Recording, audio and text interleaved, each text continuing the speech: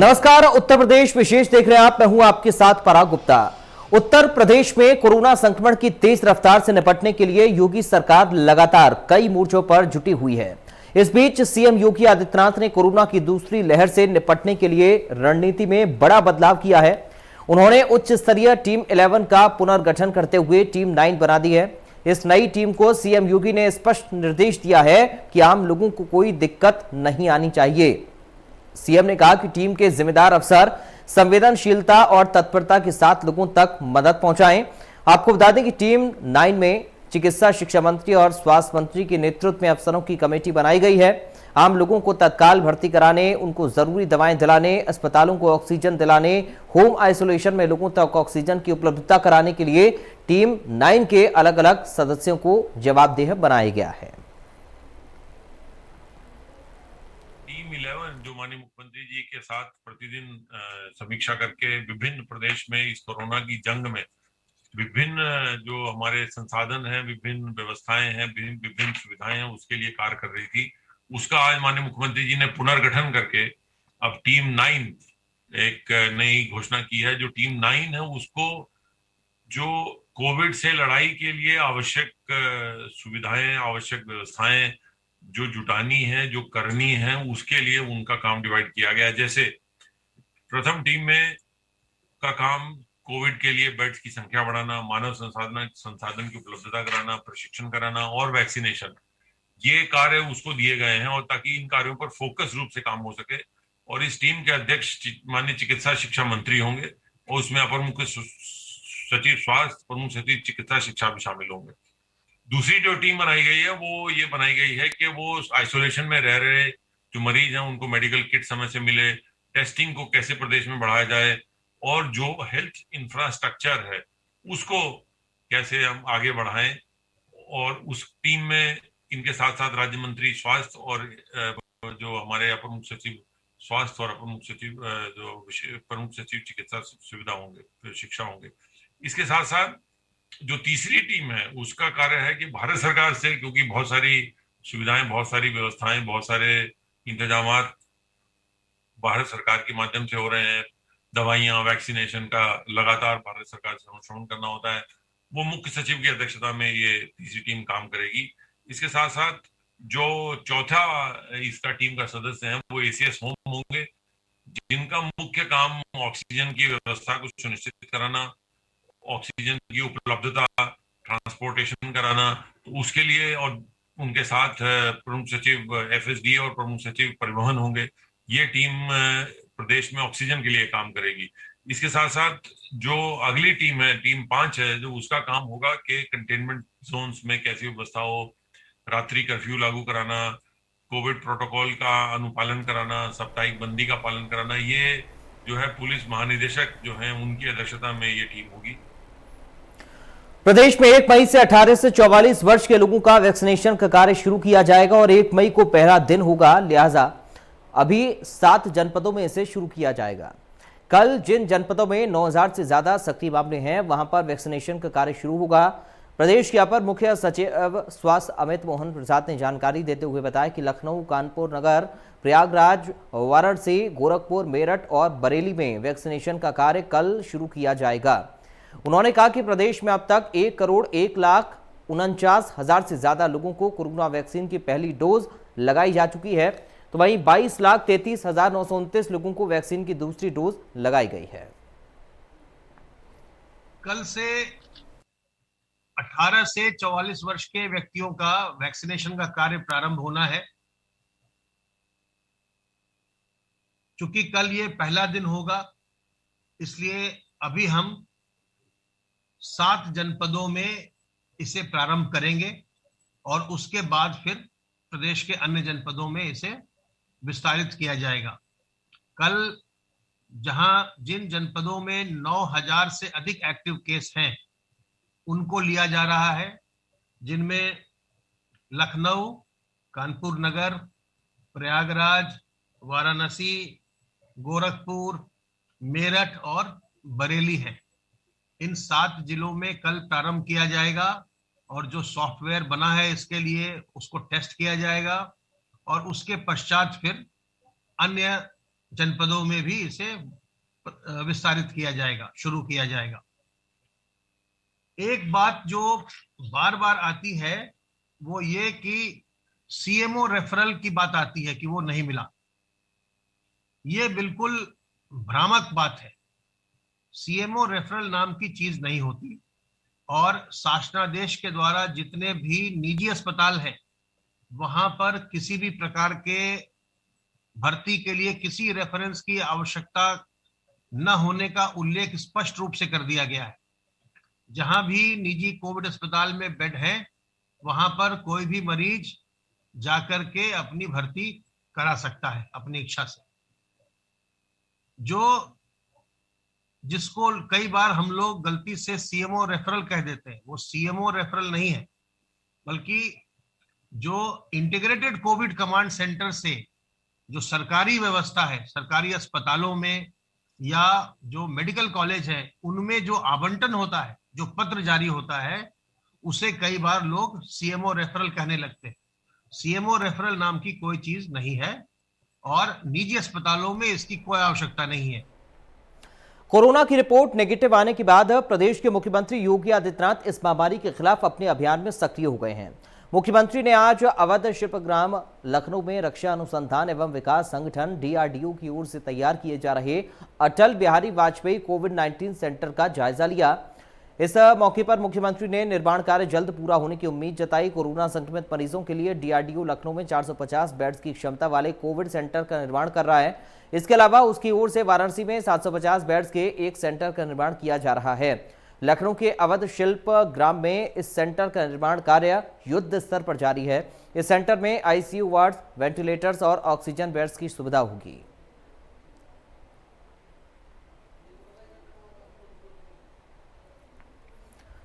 प्रदेश में कोरोना के बढ़ते मामलों की वजह से आदेश जारी कर कक्षा 1 से 12वीं तक के सभी विद्यालय 10 मई तक बंद करने के आदेश दिए गए हैं। साथ ही कोचिंग संस्थाएं और ऑनलाइन क्लासेस भी स्थगित रखने के आदेश दिए गए हैं। इसके अलावा कोरोना संकट के बीच सरकार का एक और बड़ा फैसला 31 मई तक इंटरनेशनल हवाई सेवा पर भी रोक लगा दी गई है।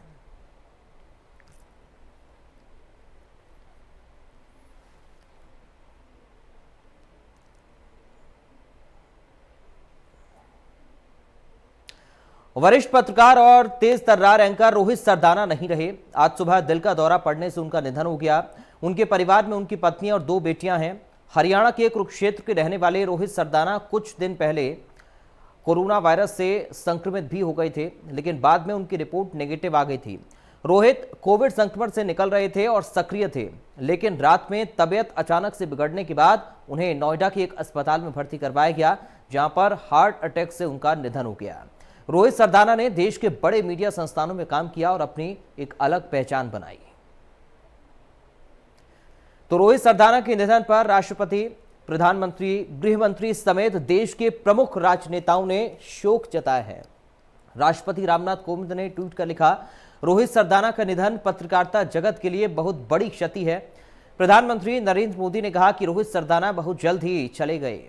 उनके जाने से मीडिया जगत में निर्वात बन गया है। गृह मंत्री अमित शाह ने ट्वीट करके लिखा, रोहित सरदाना के असमय निधन से दुखी हूं। देश ने एक बहादुर पत्रकार को खो दिया है। उत्तर प्रदेश के सीएम योगी आदित्यनाथ ने भी ट्वीट कर उनके निधन पर गहरा शोक जताया है।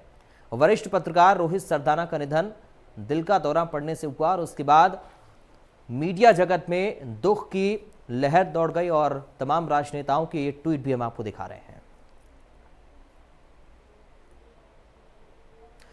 दिल्ली के उपराज्यपाल कोरोना संक्रमित हुए हैं। उपराज्यपाल अनिल बैजल ने ट्वीट कर इसकी जानकारी दी है। शुरुआती लक्षण के बाद होम आइसोलेट हुए हैं उपराज्यपाल। संपर्क में आए लोगों से उन्होंने जांच कराने की अपील की है।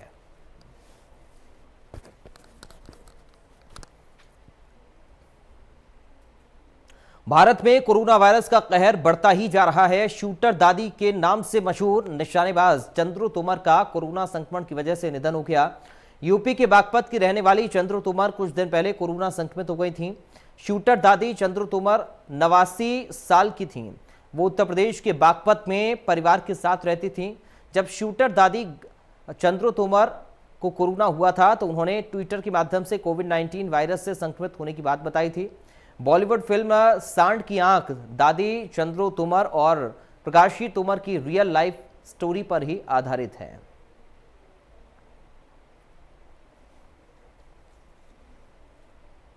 मेयर आगरा नवीन जैन ने कोरोना संक्रमित मरीजों के लिए एक नई शुरुआत की है। मेयर आगरा नवीन जैन के अनुसार वो कोरोना संक्रमित मरीजों के लिए एक ऐसी किट उपलब्ध करवाएंगे जिसमें सभी कोरोना संक्रमितों के लिए होम आइसोलेट के दौरान तमाम दवाइयां होंगी, साथ ही भाप लेने की मशीन भी उपलब्ध रहेगी।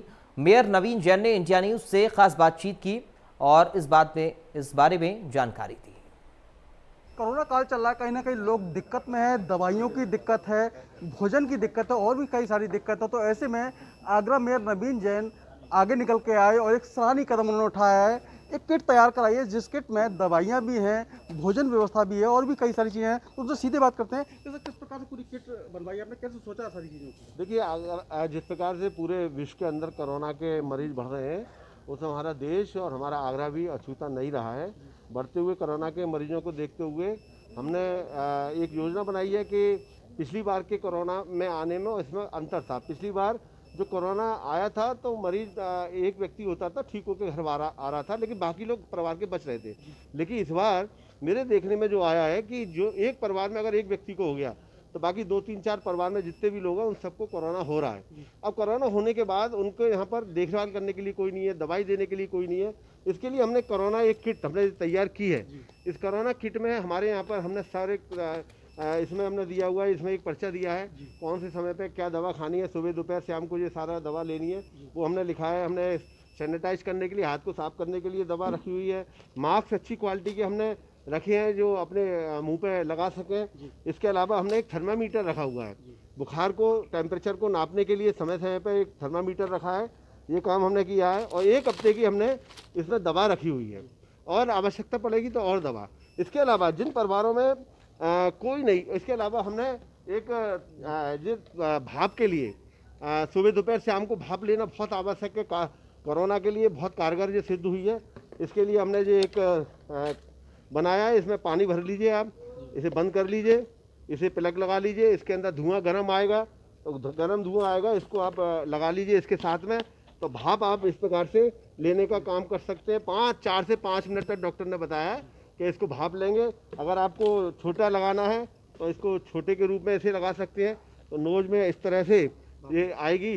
तो मुझे लगता है कि इस प्रकार की जो एक बड़ी चीज़ें हो रही हैं उनके लिए एक काम हो सकता है। भोजन की व्यवस्था भी और भोजन हमने किया है जिस परिवारों में खाना बनाने के लिए अब कोई नहीं बचा है, तीनों लोग कोरोना पॉजिटिव है और अथवा कोई स्टूडेंट भी है, मान लीजिए अकेला रह रहा है, दूर रह रहा है अपने घर से, तो हमने भोजन की किट भी एक तैयार की है जिसमें हमारी रोटी है, 4 रोटी, दाल और चावल, हमने सब्जी दी है, रायता दिया है। इस प्रकार से एक ये भोजन की थाली भी हमने एक तैयार की हुई है। वितरित करने का वितरण का हमने ये किया है कि शाम को 4 बजे से लेकर शाम को 7 बजे के बीच में हमारे व्हाट्सएप नंबर होंगे, वो हम जारी कर रहे हैं अभी। उन व्हाट्सएप नंबरों पर जिन लोगों की डिमांड आ जाएगी उनको सुबह 10 से लेकर 1 बजे तक हम उनके यहाँ पर कोरोना किट को पहुँचाने का हम काम करेंगे।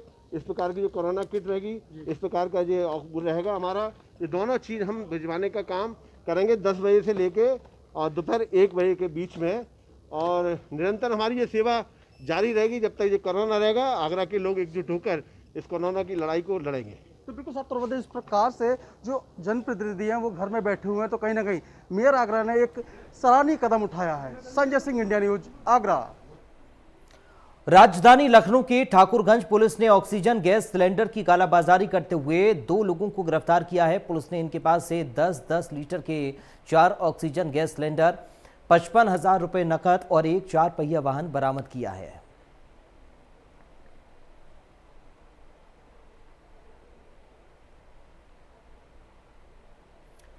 गाजियाबाद में एक तरफ जहां लोग ऑक्सीजन की तलाश में भटक रहे हैं, तो वहीं कालाबाजारी करने वाले लगातार सक्रिय हैं।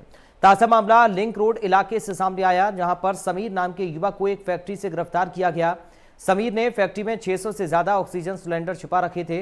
इन सिलेंडर में को मजबूर लोगों को महंगे दामों पर बेचा जा रहा था। चोरी छिपे ये काम किया जा रहा था। मामले में एक आरोपी फरार है, जिसकी तलाश पुलिस कर रही है।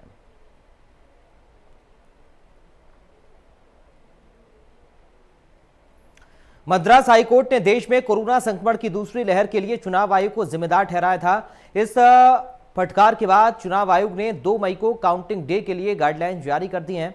गाइडलाइंस में चुनाव आयोग ने साफ कर दिया है कि आरटीपीसीआर या रैपिड टेस्ट की नेगेटिव रिपोर्ट के बगैर किसी भी अधिकारी, उम्मीदवार या एजेंट को काउंटिंग सेंटर्स में एंट्री नहीं दी जाएगी। चुनाव आयोग की ये गाइडलाइंस 5 राज्यों की विधानसभा चुनाव समेत यूपी पंचायत चुनाव की काउंटिंग पर भी लागू होंगी। यूपी में लखनऊ के कलेक्टर ने इस गाइडलाइंस को लेकर आदेश भी जारी कर दिए हैं।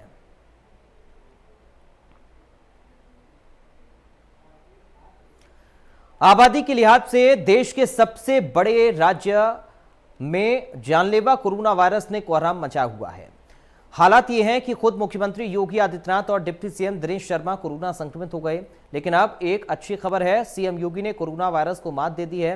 उन्होंने खुद ट्विटर पर इसकी जानकारी दी। सीएम योगी आदित्यनाथ ने ट्विटर पर लिखा, आप सभी की शुभेच्छा और चिकित्सकों की देखरेख से अब मैं कोरोना नेगेटिव हो गया हूं। आप सभी के द्वारा मुझे दिए गए सहयोग और शुभकामनाओं के लिए धन्यवाद।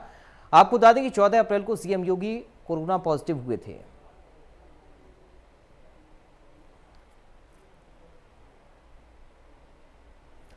वाराणसी पहुंचा पद्म विभूषण राजन मिश्र का अस्थि कलश। कबीर चौरा स्थित आवास पर उनका अस्थि कलश पहुंचा। राजन मिश्र की कोरोना से मौत हुई थी। मौत के बाद संगीत जगत में शोक का माहौल है। पीएम मोदी समेत राजनीतिक संगीतज्ञों ने शोक जताया है। अस्थि कलश को मां गंगा में विसर्जित किया जाएगा।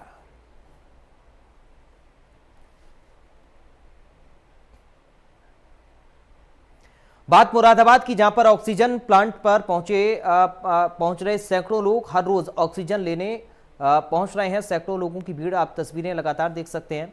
और इस दौरान मौके पर डीएम और एसएसपी भी पहुंचे। ऑक्सीजन बाधित करने वालों पर कार्रवाई होगी, ये भी कहा गया। 302 के आरोप में दर्ज होगा मुकदमा।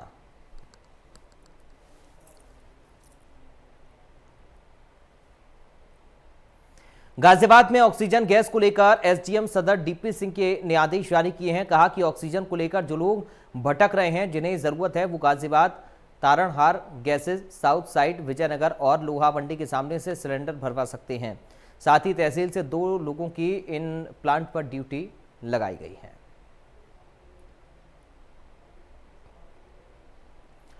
ऑक्सीजन को लेकर अमेठी के लिए राहत भरी खबर है। 3 टन का ऑक्सीजन कैप्सूल देर रात अमेठी पहुंचा। स्मृति ईरानी की कोशिशों के बाद अमेठी पहुंची ऑक्सीजन। कमरौली के नंदन रिफिलर प्लांट में ऑक्सीजन स्टोर हुई है। एडीएम न्यायिक सुधीर रुंगटा को प्रभारी बनाया गया है।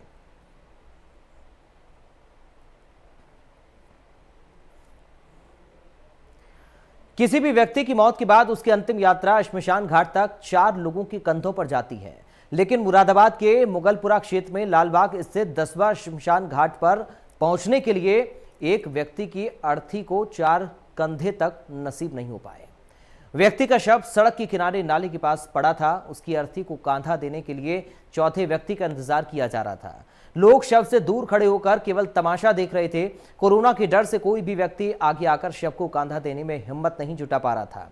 इसी बीच इस बात की सूचना पुलिस को दी गई। सूचना पाकर मौके पर पहुंचे सिपाही अरुण कुमार ने मानवता का परिचय देते हुए आगे आकर उस मृत व्यक्ति की अर्थी को कंधा देकर श्मशान घाट तक पहुंचाया। इस दौरान जिला अस्पताल की लापरवाही भी देखने को मिली। यहां पर कोरोना रिपोर्ट आने से पहले ही शव को परिजनों को सौंप दिया गया। कोरोना काल में एक तरफ जहां अधिकतर जगहों से नेगेटिव खबरें आ रही हैं, वहीं कुछ सकारात्मक सोच रखने वाले मददगार लोगों के बारे में भी पता चला है। ऐसे ही कुछ लोग गाजियाबाद के इंदिरापुरम इलाके में मरीज और उनके तीमारदारों को मुफ्त नारियल पानी पिला रहे हैं। आजकल इम्यूनिटी बढ़ाने वाले नारियल पानी की कीमत करीब 60 रुपए तक पहुंच गई है। लेकिन इंदिरापुरम गुरुद्वारे से जुड़े हुए सेवादार उन लोगों को मुफ्त नारियल पानी और ORS दे रहे हैं, जो गुरुद्वारे में लगे मुफ्त ऑक्सीजन लंगर से ऑक्सीजन ले रहे हैं। मरीजों के तीमारदारों को भी नारियल पानी उपलब्ध करवाया जा रहा है। इस सेवा से मरीजों और उनके तीमारदारों को काफी राहत मिली है। लोगों को धूप में ना खड़ा होना पड़े, इसके लिए बाकायदा टेंट भी लगाया गया है।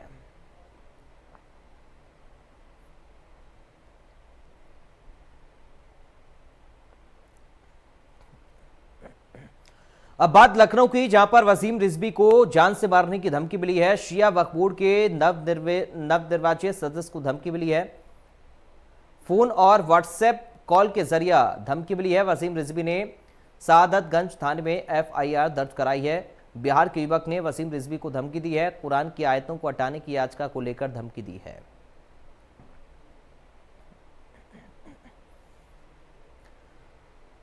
प्रयागराज में बुजुर्ग की धारदार हथियार से हत्या कर दी गई। सो रहे बुजुर्ग की बदमाशों ने हत्या कर दी। हत्या से हड़कंप मच गया। जांच कर रही है इस पूरे मामले की पुलिस। थाना सोनाव इलाके के लहटी गांव की घटना है।